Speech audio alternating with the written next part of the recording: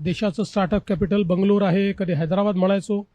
पण आता गेले 3-4 वर्ष सातत्याने आपण स्टार्टअप इंडियाचा रिपोर्ट जर बघितला तर देशाचं स्टार्टअप हब हे महाराष्ट्र झालेलं आहे, स्टार्टअप कॅपिटल महाराष्ट्र झालेलं आहे. आणि देशातील सर्वाधिक स्टार्टअप तर आपल्याकडे आहेतच, पण जवळपास देशातले 25% युनिकॉर्न्स हे देखील महाराष्ट्रामध्ये आहे. म्हणजे we are not just a startup hub but we are successful startup hub. FDI चे आकडे हे याकरता उत्तर आहे की अनेक वेळा लोक म्हणतात की हेतुपत्र होतात पण गुंतवणूक होते की नाही.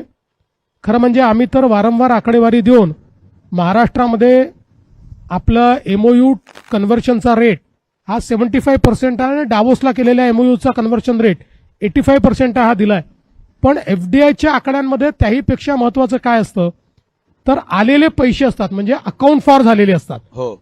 हे एफडीआयचे जे आकडे घोषित आरबीआय करते ते अकाउंट फॉर झालेल्या पैशाचं करते, म्हणजे ते केवळ हेतुपत्र नाहीये, ते ऍक्च्युअल इन्व्हेस्टमेंट्स आहेत.